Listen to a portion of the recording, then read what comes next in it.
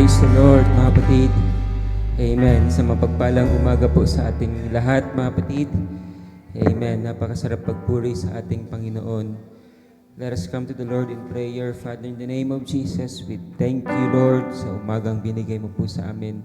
Salamat, Lord, sa kalakasan, sa panibagong araw, sa panibagong buhay na meron kami, Panginoon, sa kaligtasan. And Lord, today, as we receive your word, I pray that you will anoint your servant and every one of us will receive your word, Panginoon. Your word is already anointed, but we need your word, Panginoon, that it will be planted as a seed in our hearts and our life, that it will bring forth fruit in its season, Panginoon. And kami po, Lord, ay patuloy na nalalago sa paglilingkod sa iyo. Maraming salamat, Lord. In Jesus' name we pray. Amen. Praise the Lord. Purihin natin ang Panginoon, mga kapatid. Hallelujah. Purihin natin ang Panginoon na may kalakasan, na may kagalakan. Sa kaligitnaan natin, mga kapatid, naroon ang presensya ng Panginoon. And we need the power and the presence of God in these last days to purify us, to strengthen us. Hallelujah. Hallelujah. Hallelujah. Hallelujah. Hallelujah. We praise you, Jesus. You are victorious this morning, Panginoon. Ikaw ay nagtagumpay sa umagang ito, Lord. Hallelujah! Hallelujah! Hallelujah! You may be seated, mga kapatid. I will bring to you the title that says, Chosen from the Furnace. Pinili mula sa apoy. Pinili mula sa nagliliyab na apoy, mga kapatid. Amen. So, ang ating scripture ngayong umaga, mga kapatid, is coming from the book of Isaiah.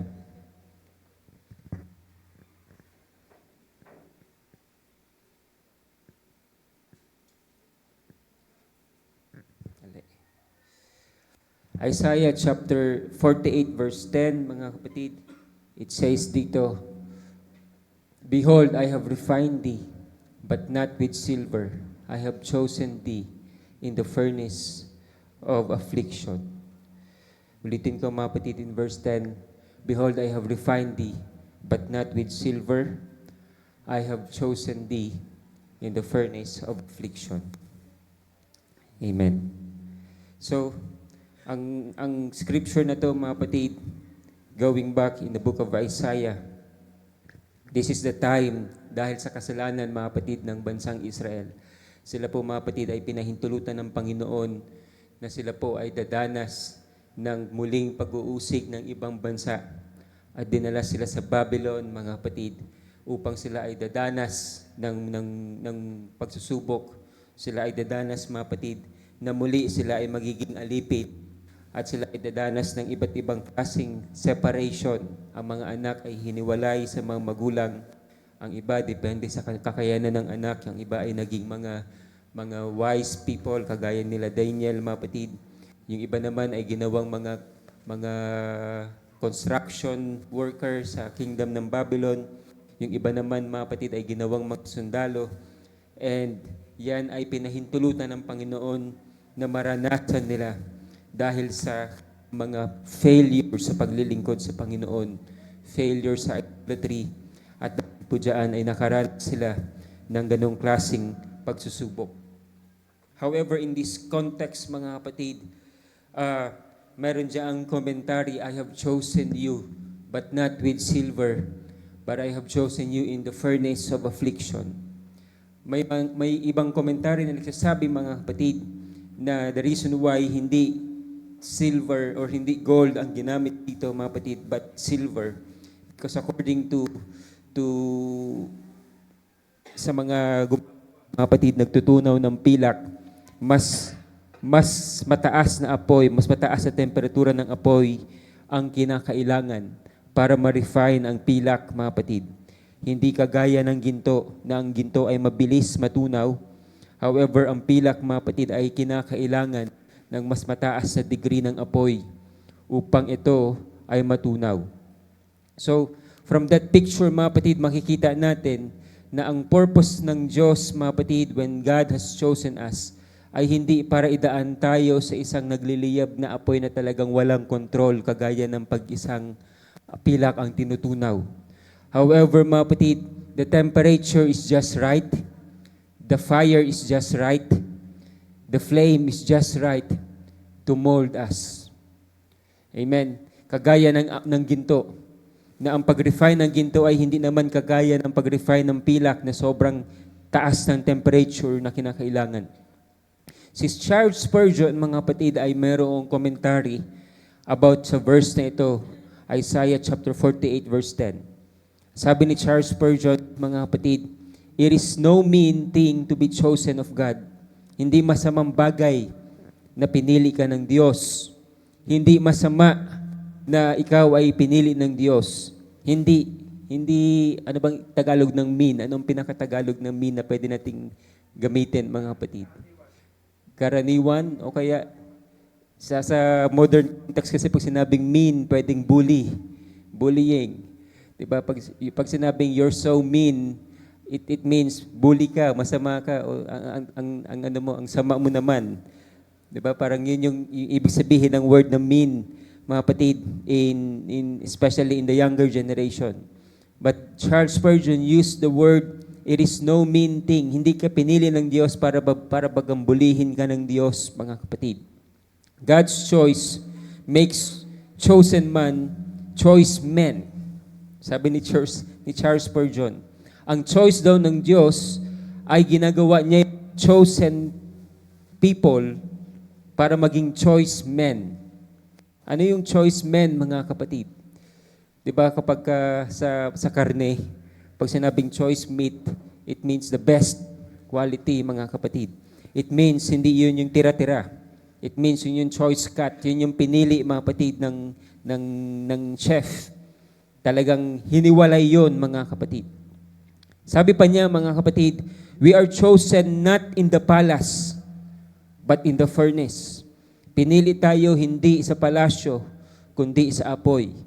Because in the furnace, beauty is marred, fashion is destroyed, strength is melted, glory is consumed, yet here, eternal love reveals its secrets and declares its choice. Ulitin ko, mga kapatid, yung sinabi ng preacher na ito. In the furnace, beauty is marred, fashion is destroyed, strength is melted, glory is consumed. Yet here, doon sa apoy, eternal love reveals its secret and declares its choice. Sa pagka-apoy natin, mga kapatid, sa apoy, doon nire-reveal ng Diyos ang kanyang dakilang pag-ibig sa bawat isa sa atin. Doon nire-reveal ng Diyos ang kanyang eternal will. Ang kalooban niya, mga kapatid, na lumalagpas sa time, sa oras ng tao. Doon, mga kapatid, sa apoy, doon nire-reveal ng Diyos ang kanyang mga sikreto, ang kanyang mga yunin, mga kapatid. Bagay po na masasabi nating hindi natin maintindihan sa ating sariling pag-iisip. Pero dahil sa kalooban ng Diyos, mga kapatid, ay nagkakaroon tayo ng understanding na yung mga bagay na yan ay itinakda ng Diyos, mga kapatid, upang tayo ay i-refine. Upang tayo ay piliin, ihiwalay sa mundo. Upang tayo po, mga kapatid, ay maging separated at maging sakdal. Yun ang layunin ng Diyos, mga kapatid. Bakit tayo dumadaan sa apoy? Bakit may mga pagkakataon sa buhay natin, mga kapatid, na ang apoy ay hindi natin maiiwasan sa buhay natin? Dahil sa apoy, tayo po ay napupurify. Amen. Tayo ay nare-refine. The next deed of God be on the other side of the fire. Ang susunod na dakilang gagawin ng Diyos, mga kapatid, ay nasa kabilang dako. Ngunit yung kabilang dako na yon ay mayroong apoy sa kaligitnaan, mga kapatid. Kung naririto kayo nung midweek prayer meeting, tinuro ko po yung bima, yung the judgment seat, at it means fire. Lahat ng ginawa natin, mga kapatid, sa lupa ay lalagay sa apoy, at ang matitira, mga kapatid, ay yun ang magiging reward natin. Sabi ni Paul sa 2 Corinthians, mga kapatid. Pero hindi natin kinakailangan umabot doon, ma-refine pa tayo lalo. Dahil meron tayong pagkakataon dito sa lupa, mga kapatid, na tayo po ay makakaranas ng apoy at tayo ay i-refine ng Diyos ayon sa kanyang larawan. And thinking of fire, mga kapatid, the last few days, nakakita tayo ng ibang klaseng apoy. Apoy ng digmaan, Apoy ng gyera, mga kapatid. Apoy ng mga missiles. Apoy, mga kapatid, ng iba't ibang klaseng mga conflict na nararanasan ng mga tao, away ng mga bansa. Ngunit meron isang apoy na tayo nararanasan, mga kapatid, at yun yung apoy ng Holy Ghost na binubuhos ng Diyos sa iba't ibang dako ng sanglibutan. Hallelujah. Salamat. So in Psalms chapter 66 verse 10 hanggang verse 12, babasahin ko po, mga kapatid.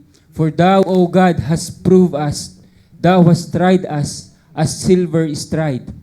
Verse 11, thou hast caused men to ride over our heads. We went through fire and through water, but thou broughtest us out into a wealthy place. Take note of that, mga kapatid. Dinaan sa apoy. Ang Diyos ang nagdaan sa atin sa apoy, mga kapatid. We went through the fire and through the water. In other version ng Bible, in ISV, in NIV, ang sinabi diyan ay through the fire and the flood. Amen. Pero ang rendition ng King James ay water. But thou broughtest us out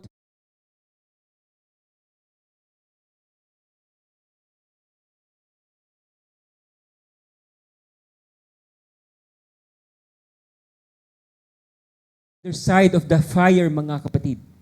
Amen. Dinala tayo doon sa wealthy place. And then in the following verse, mga kapatid, yan na pala yung verse 12. Yung place of abundance, King James Version ang nirender ay wealthy place. In other version, mga kapatid, of the Bible, ang ginamit na word ay, you have led us to abundance. Alam niyo po ba, mga kapatid, na yung Hebrew word dyan, na sinasabi, revayaw, ay 2 beses lamang lumabas sa Biblia. Yung word na revayaw, na Hebrew, na translate sa King James ay wealthy place, mga kapatid. Yung word na yon, yung original word na yon ay 2 beses lamang lumabas sa Biblia. At yung 1 beses na lumabas siya, mga kapatid, ay mababasa natin sa Psalms chapter 23, verse 5. Familiar ba kayo sa verse na yon? You prepare a table before me in the presence of mine enemies. Thou anointest my head with oil, my cup runneth over. The word runneth over, mga kapatid, comes from the same Hebrew word. Amen. It means abundance. It is interesting, mga kapatid, na ginamit ni David yung word na yun, yung unique word na yun, na revayaw, mga kapatid, at ginamit niya una, you have led us through the fire and through the flood, and you have led us to the place of abundance, to a wealthy place. And then in Psalms 23 verse 5, sabi doon, my cup runneth over. Ang blessing ko, ang anointing ko ay umaapaw. Ito ay sagana. And pag binasa natin yung Psalms 23, mga kapatid, yung pangyayari na yung you have anointed my head with oil and my cup runneth over, right in the middle, mga kapatid, na sinabi doon, right after doon na sinabi, you prepare a table before me in the presence of mine enemies. It means trials, mga kapatid. It means bitterness. It means test. It means troubles. In the middle of the tribulation, mga kapatid, in the middle of the troubles, makikita natin, sumasagana po yung anointing ng Panginoon. Doon, when the time na tayo po ay pinipress ng Panginoon during the trials, nung time sa tayo ay pinipress ng Panginoon, mga kapatid, during the test, during the troubles, doon lumalabas ang ating anointing. Doon umaapaw ang ating anointing, mga kapatid. Doon binubuhos ng Diyos ang ating anointing, mga kapatid. Yun ang pangalan ng church natin, pressed olives. Diba? Dinidikdik, mga kapatid. Kasi ang olives, hindi yan lalabas ang oil nang hindi mo didikdikin. Hallelujah. Kaya nga sa paglilingkod natin sa Panginoon, talagang dadanas tayo ng apoy, dadanas tayo ng mga pagsusubok, mga kapatid. Pero wag tayong matapos doon sa dadanas ka lang ng troubles. Dahil sabi ni David, through the fire and the flood, you have led me to the place of abundance. You have led me to the place of revayaw. Hallelujah. Hallelujah. Alam niyo po ba mga kapatid, the only thing, ang isang bagay that will keep us from becoming stagnant. Ano po yung stagnant? Yung tubig na pondo, na binahayan ng lamok, mga kapatid, dahil hindi siya gumagalaw. Ang isang bagay daw, mga kapatid, na mag-iingat sa atin para tayo ay hindi maging stagnant, ay i-focus natin ang ating mga mata sa muling pagbabalik ng ating Panginoon, mga kapatid. And I agree with this statement. The only thing that will keep us from becoming stagnant, if we will keep our eyes on the second coming, on the return ng ating Panginoon sa Kanyang nalalapit na pagbabalik. Church, it is not the music, it is not the program, it is not the conferences that will keep us in the church. Mukhang maraming nawindang dun sa sinabi ko. Hindi po conferences ang nag-iingat sa atin sa loob ng church. In fact, maraming nawala after ng conferences, mga kapatid. Maraming nag-backslide after ng youth camp. Ang conferences, mga kapatid, ay dinesign ng mga organizers para ito po ay lalo maghikayat, magpalakas sa mga delegates. But the very thing that will keep us inside the church is if we will focus our eyes on the second coming ng Panginoon, pagbabalik ng Panginoon, if we will turn our eyes sa Kanya at sa Kanya lamang, hindi sa tao, mga kapatid, then tayo po ay hindi magiging stagnant sa paglilingkod natin sa ating Panginoon. Hindi po production ang mag-iingat sa iyo mula sa pagtalikod. Hindi po musika, mga kapatid, ang mag-iingat sa iyo sa pagtalikod. Hindi mga tao ang mag-iingat sa iyo sa pagtalikod. Ang mag-iingat sa iyo sa pagtalikod, mga kapatid, if we will look your eyes on the Lord. Kaya nga nararanasan natin ang iba't ibang klaseng apoy sa mga panahon na to. Hindi lang apoy ng pagsusubok, personally speaking, kundi apoy din ng gyera, kundi apoy din, mga kapatid, ng mga digmaan, apoy ng mga hidwaan. Ano ang sinabi ng Panginoon? When you see these things, look up. Tumingin ka. Pag nakikita mo na mga apoy na ito, itingin mo ang iyong mata doon sa itaas because your redemption draweth nigh. Nalalapit na ang iyong pagliligtas. Nalalapit na ang iyong pag-agaw. Nalalapit na ang iyong pagkuha. Hallelujah! Purihin natin ang Panginoon, mga kapatid. I thank God if I hear wars and rumors of wars because my redemption is near and is at the door, mga kapatid. Hallelujah! Hallelujah!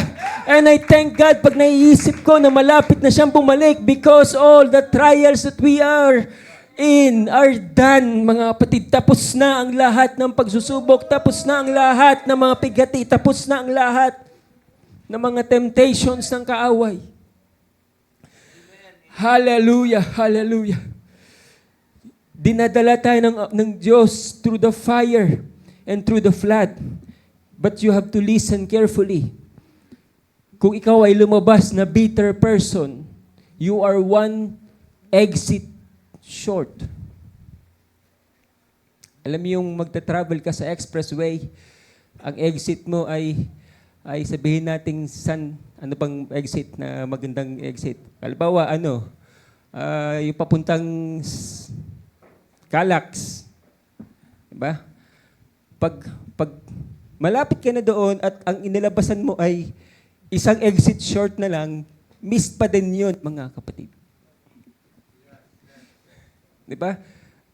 Kahit gaano kalapit yung nearest exit next to the next exit na pupuntahan mo, one exit short ka pa din. So kung ikaw ay lalabas sa apoy, kung ikaw ay nagtagumpay sa testimony, sa trials mo, pero you come out bitter, you are one exit short. I have to tell you this, bilang Kristiyano, mga kapatid, whether you like it or not, trials will end. Whether you pray for it or not, trials will really end. Kasi ano lang yun season lang yun, mga kapatid. Dinadaan lang tayo ng Panginoon doon. Sa totoo lang. Diba? May mga pagsusubok naman tayo, hindi natin pinag-pray talaga pero natapos naman Right? But if you will go out, the issue is not whether going out or not. Kasi bilang Kristiyano, lalabas ka talaga doon sa trials. Pangako ng Diyos yun hindi ka magsistay doon. But the purpose is, the issue is, paglabas mo, ano ka paglabas mo? Will you come out bitter or a better person?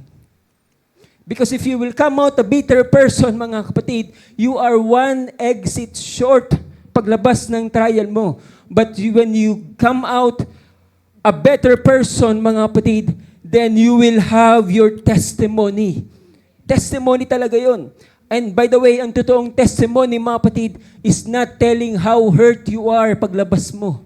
Ang totoong testimony, mga kapatid, ay hindi yung kinikwento mo kung paano ka nasaktan, kung paano ka, mga kapatid, kung anong klaseng hurt yung naranasan mo, kung sino yung mga gumawa nun sa iyo, mga kapatid. Ang totoong testimony ay pagkalabas mo, you tell the story about how God saved you through the fire, how Jesus has helped you through the fire, kung paano ka binangon ng Panginoon, kung paano ka tinayo ng Panginoon sa iyong paa, kung paano ka nawala yung bitterness sa puso mo, kung paano napatawad mo yung mga tao, mga kapatid. Yun ang totoong testimony. Kaya, the question is whether you are going out of the trial or not. You are definitely going out of the trials. But the issue here, paano paglabas, mga kapatid? Will you go out bitter or a better person? If you keep telling, if you keep telling, mga kapatid, kung paano ka naging na ano doon, nag-struggle doon, then baka kulang ka pa ng exit. Pero kung pinupuri mo ang Panginoon, kung paano ka binangon ng Panginoon, mga kapatid, then you have the testimony. Yung purpose ng Diyos, bakit ka dumaan doon sa apoy at the first place ay nangyari. If you will come out a better person in the name of Jesus Christ, we can do it, mga kapatid. We will do it. We can do it in the name of Jesus Christ. There is a overflowing anointing in the middle of the fire. Patience is developed in the fire. And also, God is teaching us to intercede through the fire. Habang nasa apoy ka, mga kapatid, tinuturuan tayo ng Diyos na manalangin. Habang nasa apoy ka, mga kapatid, tinuturuan ka ng Diyos na pahabain ang iyong pasensya, mga kapatid. Habang nasa apoy ka, tinuturuan ka ng Diyos kung paano ka magiging strong. In the name of Jesus, we will become strong, not by our might, not by our strength, but by His power, by His Spirit. Hallelujah! Isaiah chapter 43 verse 2, ang sabi doon, mga kapatid, when you pass through the waters, I will be with you. And through the rivers, they won't sweep over you. And when you walk through fire, you won't be scorched. And the flame won't set you ablaze. Unti-unti natin, breakdown natin. When thou passes through the water, I will be with you. Normal. Siyempre, tatawid ka sa tubig, sa ilog. When you pass through the rivers, they will not overflow thee. Normal. But this one is strange. Medyo, for me, strange ito. When you walk through the fire, sino ang naglalakad at peace sa apoy? Pag may apoy. Ay, may apoy. Yan na lang yung lakad mo. Ay, may apoy, may sunog. Sige, labas tayo sa exit. Sino ang gumagawa nun, mga kapatid? Pag may apoy, ilalabas mo yung lakas ng energy mo, mga kapatid, para tumakbo. Tama.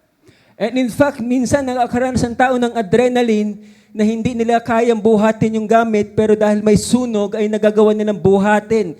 Because you will exert all energy na meron na titirang sa katawan mo, mga kapatid, para makatakas sa apoy. But the Bible tells us, mga kapatid, when you walk through the fire, mga kapatid, hindi natin kailangan katakutan ng pagsusubok.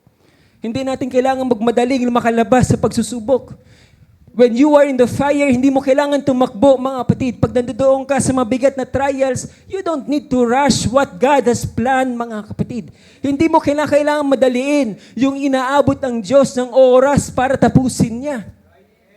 Diba? Yung molding process ng Panginoon, hindi. Si Lord nga hindi nagmamadali eh. So, ganun din tayo, mga kapatid. When you are in the flame right now, when you are in the calamity and the trials right now, hindi natin kailangan madaliin yung proseso ng Diyos. We just have to trust the process ng Diyos, mga kapatid. You don't have to run from the fire. You don't have to run from the troubles. You just walk with it, mga kapatid. Dahil anong sabi ng Panginoon doon? I am with you. I am with you. I am with you always. Hallelujah. And I thank God, mga kapatid, nagpapasalamat ako sa Panginoon because we serve a mighty God that can walk us through the fire. Kaya niya tayong samahan sa apoy at kaya niya tayong ilakad sa apoy, mga kapatid. Nabanggit to kanina sa Sunday School, sa Daniel chapter 3, verse 25, nung tinapon yung tatlong Hebrew persons, mga kapatid. Anong sabi doon sa verse 25?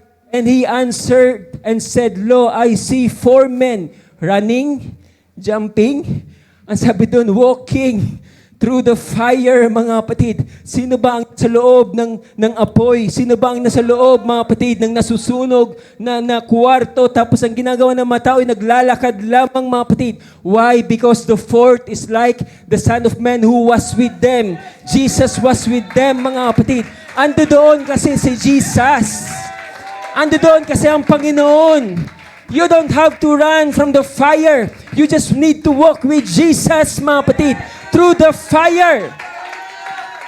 Kailangan mo lang maglakad kasama ang Panginoon, mga kapatid. Hindi natin kailangan magmadaling lumabas. Because the fire will not destroy us. It will strengthen us. It will refine us, mga kapatid. Hallelujah, hallelujah, hallelujah. Now, in the Old Testament, the fire always symbolizes destruction. Nung sinunog ng Diyos ang Sodom and Gomorrah, it was the fire, mga kapatid. But very few rare cases in the Bible na ang fire ay sumisimbolo, mga kapatid, sa refinement. Kagaya ng mga binabasa natin, mga kapatid. Kagaya ng panahon ni Daniel, yung sila Shadrach, Meshach, and Abednego, mga kapatid. Sila ay tinapon, tapos hindi sila nasunog. Merong iilang pangyayari sa Bible na sa Old Testament ng apoy ay hindi nakasunog, kundi nagpalakas. Saan nasumpungan ng Diyos si Moses? Saan nasumpungan ni Moses ang Diyos? In the burning bush na hindi sinusunog, na hindi nasusunog, mga kapatid. Yung halaman, yung puno na maliit, hindi nasusunog, pero may apoy, mga kapatid. Kagaya rin dito, hindi rin sila nasunog. Mayroon lamang iilang pangyayari sa Old Testament na ang apoy ay hindi nakasunog, hindi nakadestroy. Pero majority, mga kapatid, ng apoy sa Old Testament ay nakasunog. Sinunog yung Sodom and Gomorrah, mga kapatid. Yung mga nagrebelde doon kay Korah, may apoy na bumagsak, diba? At nilamon sila, may apoy na lumabas din sa ilalim ng lupa. At meron pang mga pangyayari, mga kapatid, nung isa sa mga alipin ni David, hinawakan yung Ark of the Covenant, mga kapatid, ay ganun din. Sunog din. Bakit kaya merong mga ilang instances, mga kapatid, in the Old Testament, na ang apoy ay hindi nakasunog, pero majority ay nakasunog? Why? Because there is coming a promise.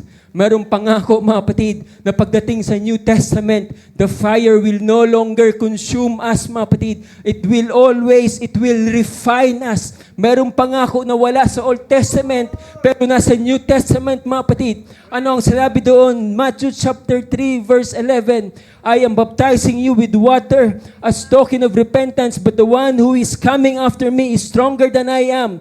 I am not worthy to carry his sandals. And it is He who will baptize you with the Holy Ghost and with fire. That is the reason, mga kapatid.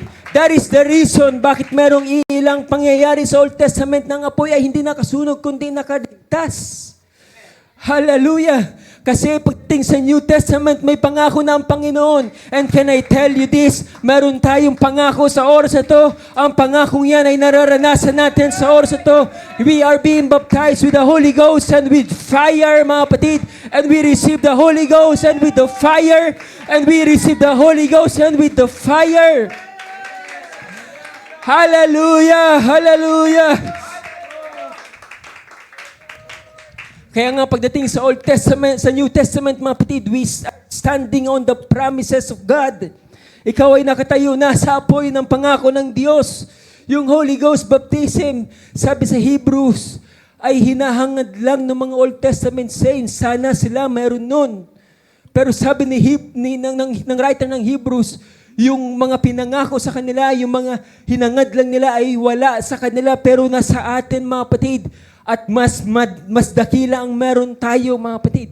Yung promise na yun, which is the baptism of the Holy Ghost. And can I tell you, mga kapatid, in Acts chapter 2, verse 1, and when the day of the Pentecost was fully come, all of them, ano yung sanabi dyan, mga kapatid? They were all in one accord and in one place. And verse 2, and suddenly there came a sound from heaven as of a rushing mighty wind, and it filled the house where they were sitting.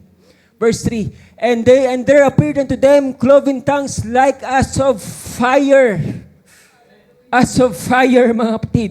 Yung apoy na dating nakakasunog, yung apoy na dating nakakasira, ngayon ay ginamit ng Diyos, mga kapatid, to symbolize the baptism of the Holy Ghost, which is He Himself, the Comforter, which will comfort us, which will strengthen us, na tayo ay papalakasin, mga kapatid. And we can say to the devil, I can no longer be ashamed of my identity. Hindi na ako mahihiya sa aking identity. Hindi na ako mahihiya kung ako'y magpupuri sa Panginoon. Hindi na ako mahihiya kung ako'y magsasalita ng iba't ibang wika. Because this fire shut up in my bones. I cannot contain it. Hallelujah! Hallelujah! Hallelujah! Yung apoy ng Holy Ghost na nasa atin, mga kapatid, when we are experiencing trials, yung apoy ng Holy Ghost ang nagiging kalakasan natin, mga kapatid. Yung apoy ng banal na Espiritu ang siyang nagiging kapangyarihan natin. Dahil meron kang Holy Ghost, mga kapatid, you can say to the devil, hindi mo na ako mabibihag, hindi mo na ako madadala, hindi mo na, greater is He that is in me than he that is in the world. Hallelujah!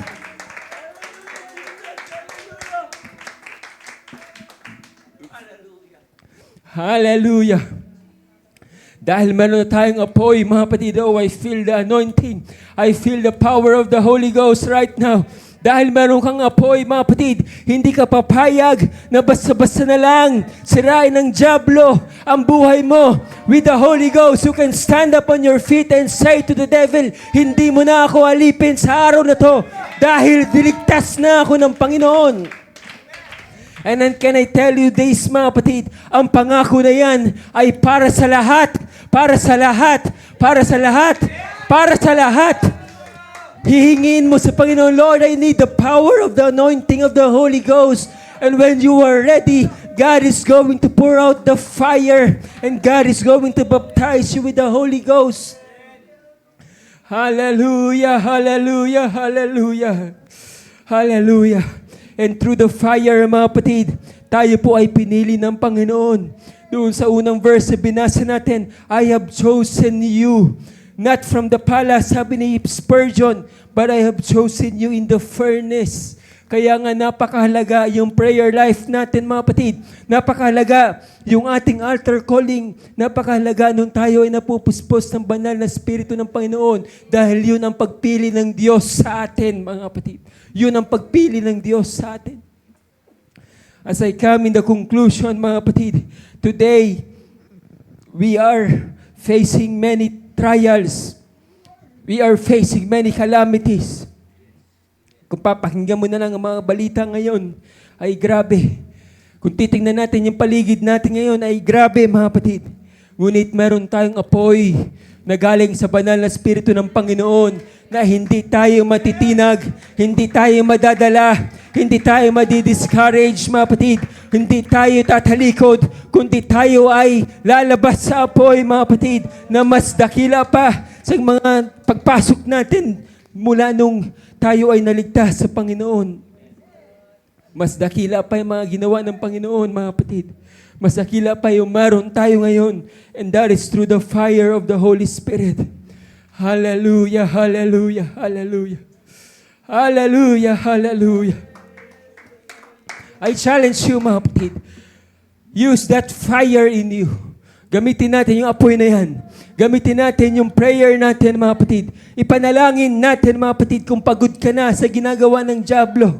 Gamitin natin yung kapangyarihan ng Panginoon na binigay sa atin to rebuke the wiles of the enemy, to rebuke the devil, and say to Satan, you have no power over me, but I am saved by the Holy Ghost. I am saved by God. Kung ikaw ay nasa karamdaman, then address the sickness. Greater is He that is in me than he that is in the world. The name that is above every name is above every sickness, every disease, every pain. Hallelujah, hallelujah, hallelujah. Pwede ba natin purihin ang Panginoon, mga kapatid? And can I invite everyone to the altar today?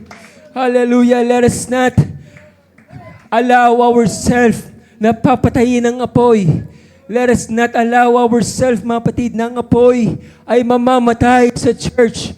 Kasi pag wala na ang apoy, mga kapatid, wala na rin tayong kabuluhan, wala na rin kwenta ang lahat ng bagay. Kung wala ang pagkilos ng Panginoon sa ating kaligitnaan, mga kapatid, wala na rin kwenta ang lahat ng bagay.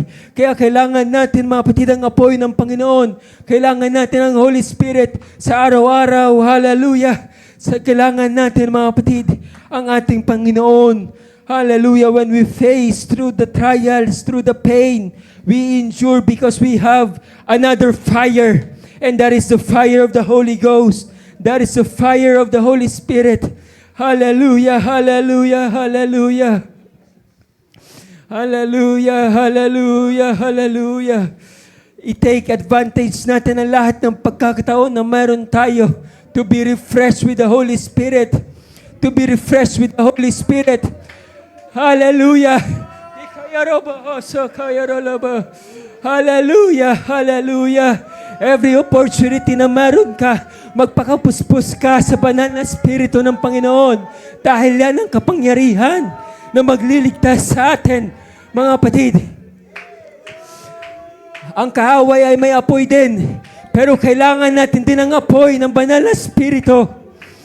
Hallelujah, hallelujah, hallelujah. Hallelujah.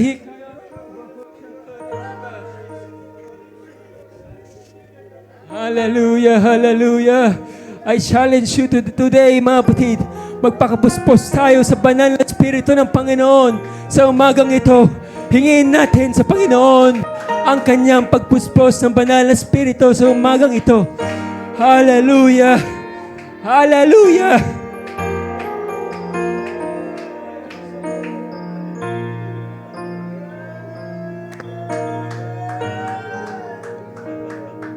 Hallelujah, hallelujah, hallelujah. Hallelujah. We need the Holy Spirit to break us. We need the Holy Spirit, mga kapatid, to renew us.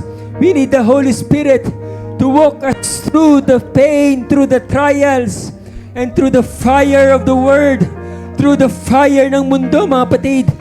We need the Holy Spirit. Hallelujah, hallelujah, hallelujah.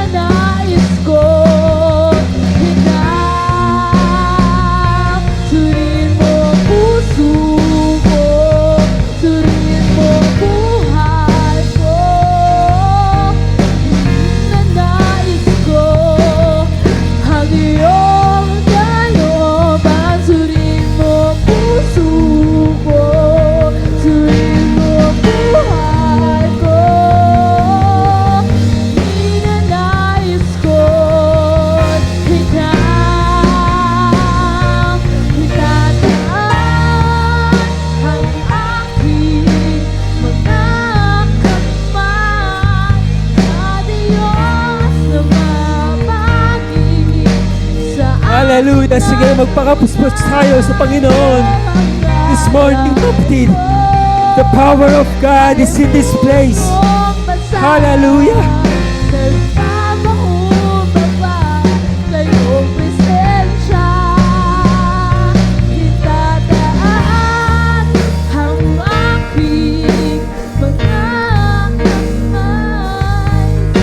Hallelujah, hallelujah. Hallelujah, hallelujah, hallelujah, hallelujah.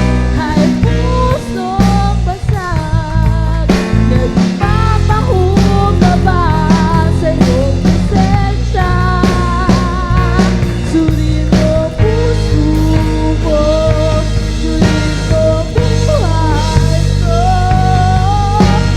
Ninanais ko ang iyong kalooban. Suriin mo puso ko, suriin mo buhay ko. Ninanais ko ikaw. Suriin mo puso ko, suriin mo buhay ko.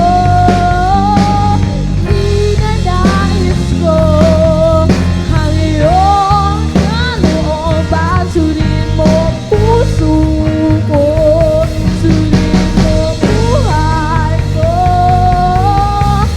Ninanais ko ikaw. Suriin mo puso ko, suriin mo buhay ko. Ninanais ko ang iyong kalooban. Suriin mo puso ko, suriin mo buhay ko.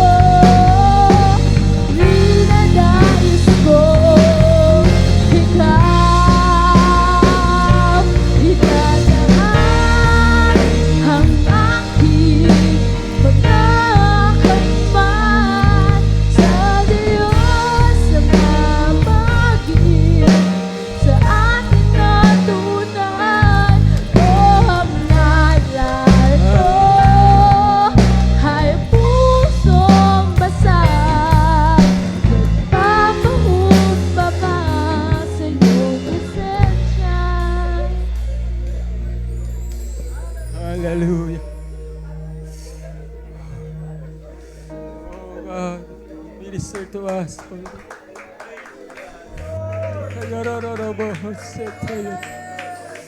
Hallelujah. Ialay natin sa Panginoon any anxiety, any fear right now. In the name of Jesus Christ, we cast it out. Hallelujah. By faith we stand, and through the promise we stand. Hallelujah, hallelujah, hallelujah, hallelujah. Hallelujah, hallelujah, hallelujah, hallelujah. Sige mga kapatid. Hallelujah. Pour it out sa Panginoon. Ibigay mo sa Panginoon, ibuhos mo sa Panginoon. Hallelujah. He will consume every anxiety. He will consume every doubt. He will consume every fear, mga kapatid. Because when you stand in the presence of the Lord, you will have peace. You will have, mga kapatid, the strength. Hallelujah, which we need today. Hallelujah, hallelujah, hallelujah, hallelujah. Hallelujah, hallelujah, hallelujah, hallelujah. Hallelujah, hallelujah, hallelujah. Ikayarororobo, hosayarorobo, hisatayarororobo, hisatayarorobo. Orororobo, sakayarororobo, sakayarororobo. Hallelujah, hallelujah, ikayarororobo, hosayarorobo. Hear the prayers of your people, Panginoon. Hear the prayers of your people, Lord Jesus. Hallelujah, hallelujah.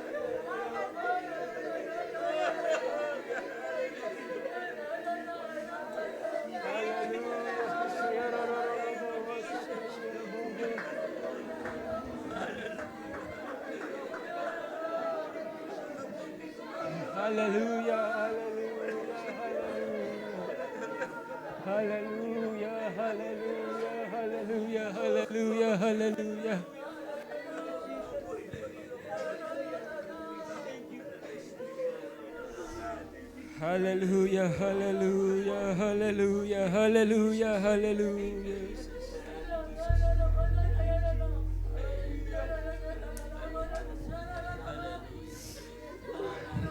Hallelujah. Hallelujah, hallelujah. Hallelujah. Yan ang kailangan natin, mga kapatid. Ang pagkilos ng Panginoon. Yan ang kailangan natin, ang presensya ng Panginoon. Hallelujah. Because we are all nothing without the presence of the Lord. Wala tayong kabuluhan lahat, mga kapatid. This is not about me. This is not about you. This is not about anything else. This is about the presence ng Lord. This is about the Lord, mga kapatid. Hallelujah, hallelujah. Hallelujah, hallelujah. Hallelujah, hallelujah. Lord, hallelujah, I pray in the name of Jesus, Panginoon. Salamat, Lord, sa presensya mo, Panginoon, sa umagang ito, Lord. I pray, Lord, malaya kang kumilos sa aming kalagitnaan, Panginoon. Hallelujah, sino man po, Lord, ang nangangailangan ng pagpuspos ng banal na Espiritu, Lord. I pray, baptize them, Lord, with the Holy Ghost and fire. Hallelujah, baptize us with your Holy Ghost and fire. Renew our spirit, renew our minds. Restore unto us the joy of our salvation, Panginoon. Hallelujah, hallelujah. Lord, I pray, give us strength, Panginoon, sa bawat isa sa amin to endure the trials, to endure the calamities, to endure the last days, Lord. Sa huling mga araw ng nalalapit na pagbabalik mo, Panginoon. We need your anointing. We need your power, Panginoon. Hallelujah. Lord, I pray sa umagang ito, Lord, I pray sa lahat ng mga kapatiran na may karamdaman sa umagang ito, Lord. Hallelujah. Hindi ko mabanggit ang mga pangalan nilang lahat, Panginoon. But your blood is more powerful. Your blood is more powerful. Your name is above every name, Panginoon.